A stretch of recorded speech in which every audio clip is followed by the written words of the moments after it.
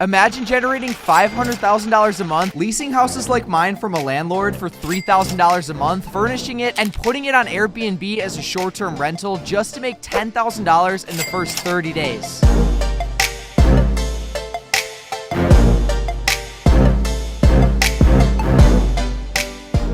Well, Jair Rivas has used this method along with many others to create a multi-million-dollar per year real estate business, and this is the story of how he started from the trenches and made it to the top. What the heck? This guy's got a Lambo, so you know he's legit. Bruh. Do you like the car? This is my first time seeing it. Do a lot of people take pictures of your car and stuff? You'll see as we kind of drive around, people coming up to it like that. Like I've had like 5 people swarm the car at a red light. This is my first time ever in a Lamborghini, guys. It's fast, I'll tell you that. It's fast and it's loud. Jesus Christ! Ah! What the fuck? People just record this car like crazy.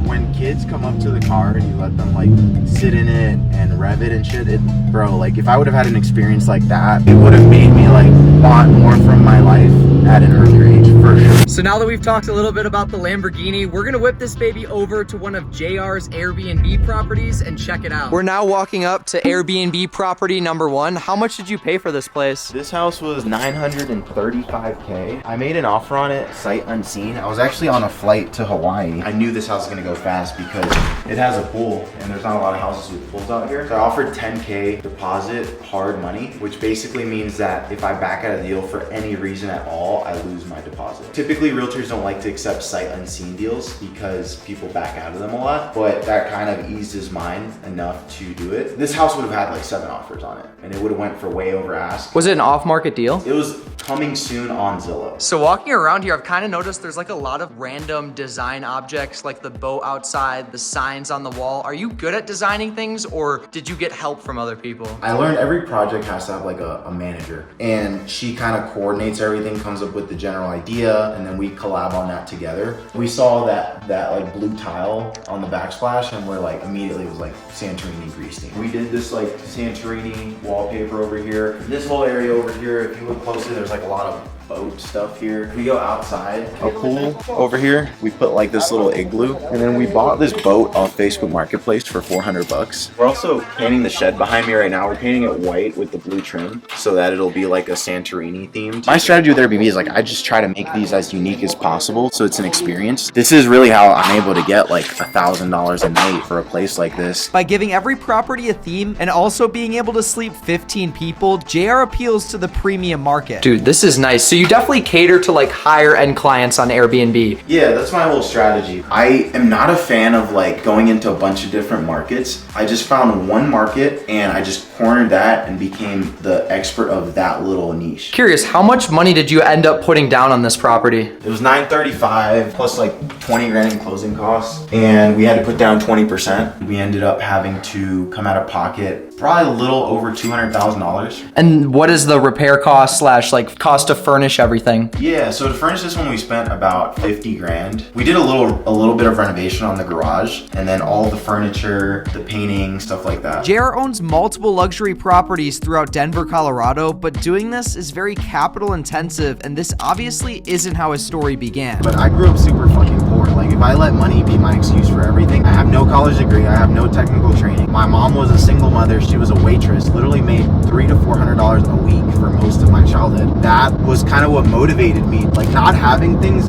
is the greatest motivator to have things. And his journey hustling began at a super young age. Yeah, actually I was the OG sell candy in school guy. I actually had a job at like a place that was like Costco. So I got employee discount and I also would get coupons. So I'd buy like the 30 packs of candy super cheap, and then I'd sell them in school for $1 and then make money on top of like my job. And before we get into how JR's story progressed from selling candy at school to buying his first tax business at 18 to owning 3 locations by 21, this video is sponsored by WeBull, an app that lets you trade stocks, who in the next 60 seconds is giving away 12 free stocks worth up to $3,000 each if you listen closely. Just because we're talking about Airbnb, I'm gonna use the app to buy 1 share in the company. Boom, we are now part owner of Airbnb. And let's just say I wanted to sell half my position after worries about the quote-unquote Airbnb bust. All I would have to do is whip out my phone and sell 0.5 shares of my position, thanks to WeBull's fractional shares feature, with of course $0 in commission on any stock, stock, ETF, or options trades. WeBull is also user-friendly on both mobile and desktop. They have a team of smart advisors for any investing help, and you can even use them for retirement IRA accounts. Also, for any uninvested cash that you're maybe saving up to buy real estate with, WeBull offers 5% interest with their cash management program. The link to sign up will be down below in the description, and if you guys sign up and deposit literally any amount, it could be $1, they'll give you 12 free stocks worth up to $3,000 each. But now it's time to learn how Jara bought his first tax business. So if you go to the IRSwebsite.com and you type in PTIN number, you pay $64.50 for this number, and you are legally qualified to be able to do anyone's taxes. Do you have to do a course or anything? No. They actually tried, around the time I started taxes, they tried to implement a course, and then they just like axed the idea. I did a course because, you know, a lot of people, they just kind of learn on TurboTax and then they start doing other people's, and that's kind of how they launch their career. I found a tax course that was a 10-week course. This was just like at a tax office. So I took that course, I learned the basics, and then they hired me to do taxes at that point. Yeah, I worked at a company for 1 year, and then I bought out the owner. He had 3 locations, and I bought one of his locations. I told him like my plan was like, I'm gonna work here for a year, save up money, and then I'm gonna launch my own. And he was like, well, before you do that, you should see if you want to buy one of mine. I assumed like this guy knew I had like no money. We came up with a deal where I had to give him like 15 grand down and then pay him like 25K a year, but I still didn't have 15 grand. I went to like all these banks, and I was like 18, fresh out of high school, going to all these banks trying to get a loan for 15K to be able to pay this dude. And I just couldn't. And the banks even said, they were like, you're the most prepared person we've ever seen come in here and ask for money, but you're still not getting the money. That's crazy that you could get $80,000 of debt for college, but you couldn't get a $15,000 loan. So then I just came back to him and I was like, what if I give you like 5 grand down, and then I'll pay you like a bigger chunk after the first year? He was like, yeah, I think that could work for me. And so that's what we did. And then I paid him off the first year, and then he came back and was like, hey, do you want to do another deal like this and buy my other 2 offices? By the time I was like 19 and a half, I had his 3 offices that he had financed me. 50 employees, 3 locations all over town, and a ton of just like responsibility and work, but that's how I got my start. I wish I could say it was all uphill from here, but pretty quickly things began to fall apart. I took on debt from him to fund the acquisition, basically, and then I took on debt to run the operation. So basically I had to borrow a ton of money to launch like the second 2. When in hindsight, if I probably would have just stayed at one office for like the first 3 years and really just gotten stable, I probably would still have that office to this day. JR being young and seeing the success of the first office made him over leverage into 2 more offices, which ultimately led to his downfall. I really didn't make much because anything that I made was just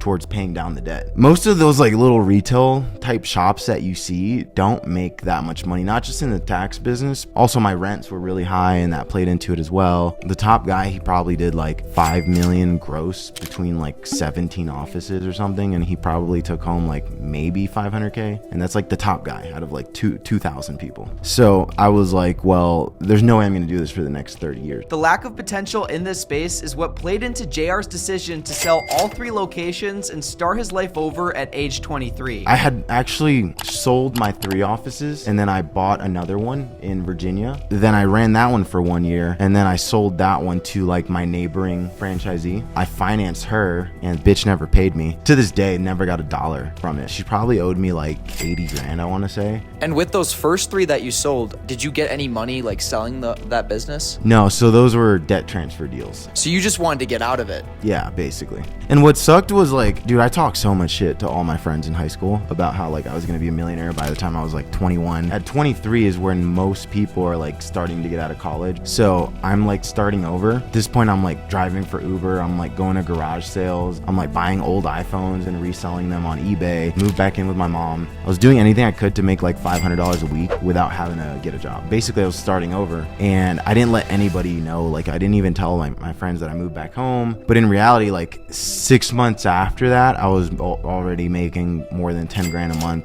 online. At this point, we're in the year 2016, which for a lot of people marks the birth of make money online content on YouTube. And at this point, JR launches a podcast to learn from other online entrepreneurs and how they're earning income. And then I finally found a guy who's probably like my 11th episode. He had like ran a bar. He used Facebook ads to grow the bar. He had like a couple clients he was doing Facebook ads for. I was like, this seems really legit. I launched my Facebook ads agency, struggled for like 6 months, and then finally got my first $1,500 a month client who was a chiropractor. And then within a week, I had gotten 2 more clients, which were his friends.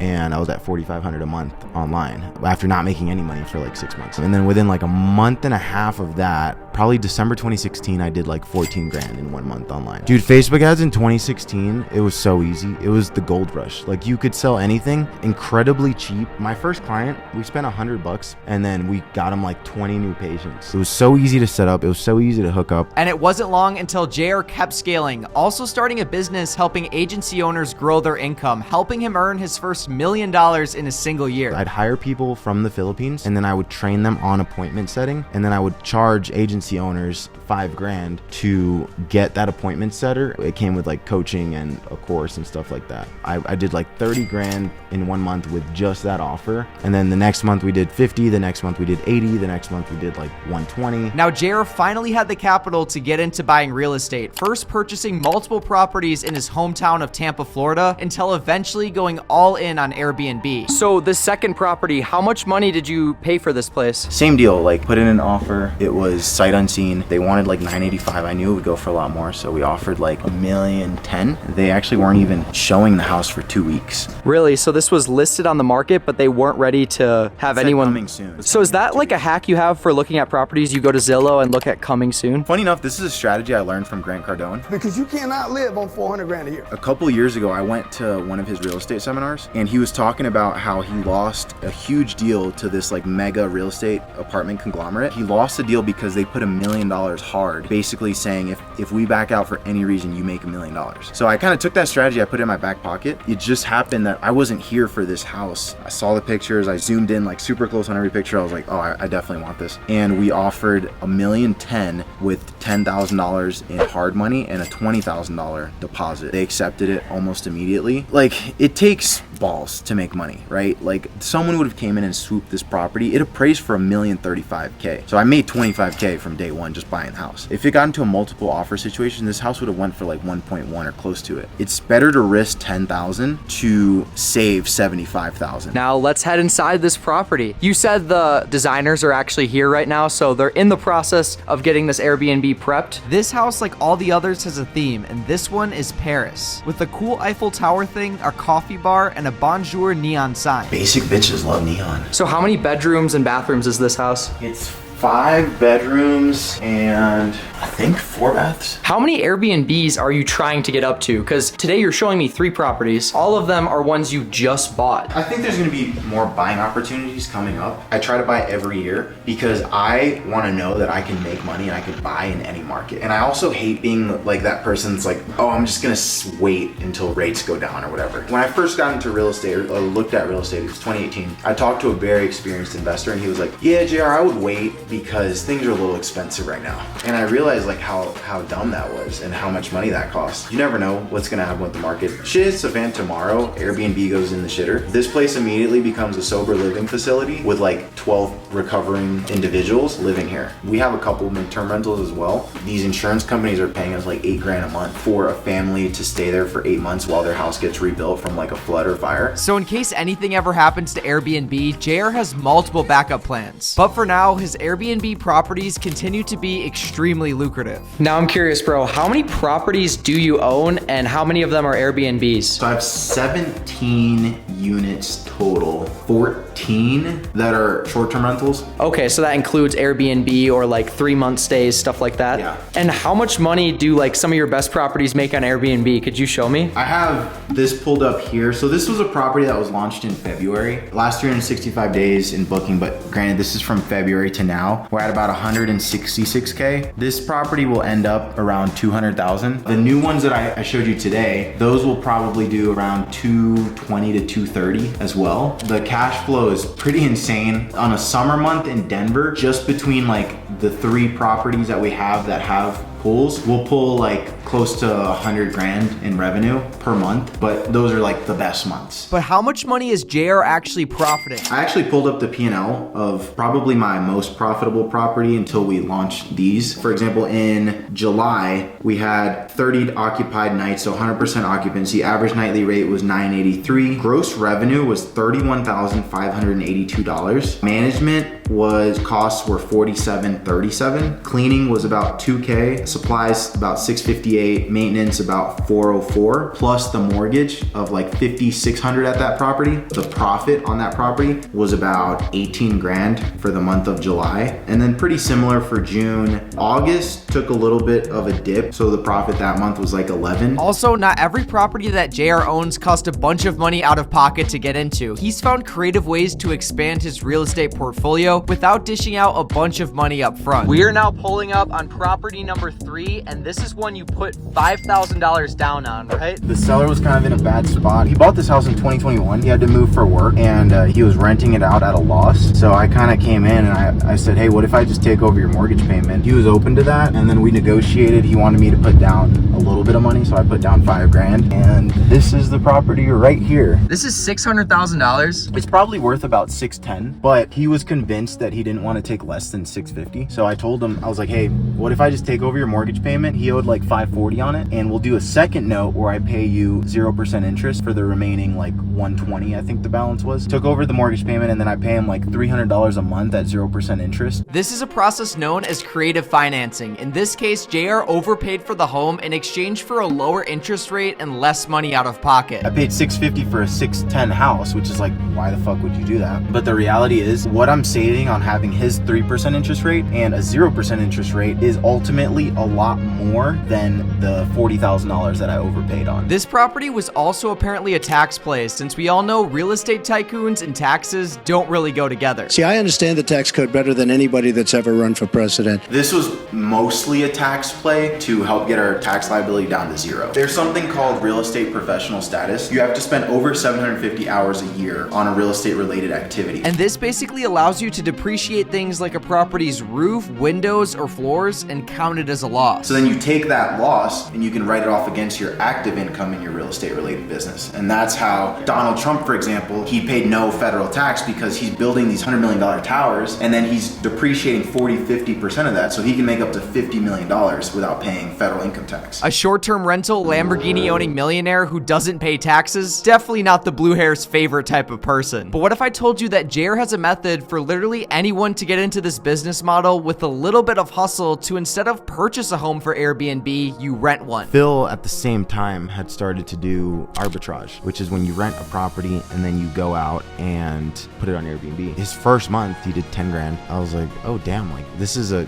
cool model. And people would ask us like, oh, how'd you do that? I want to do that. I want to do an Airbnb. That's how our like done for you service launched, of us like finding properties for other people. JR now has another company with his partner Phil where he sets up Airbnb arbitrage deals for other people, from negotiating with the landlord to furnishing the Airbnb to getting it listed on the platform. This company is also very successful today. How much money did you make in your peak month? Best month, probably like a little over 600,000. So ladies and gentlemen, that is the story of JR Rivas. If you guys simply check out his channel, which I will link down below, he'll send you a free guide for how he does his Airbnb arbitrage deals, along with how he does creative financing, which gets him houses like this for only $5,000 down. Again, his channel will be linked down below, along with your free stocks from WeBull, so make sure you guys do that, and I will see you all next week. Peace out.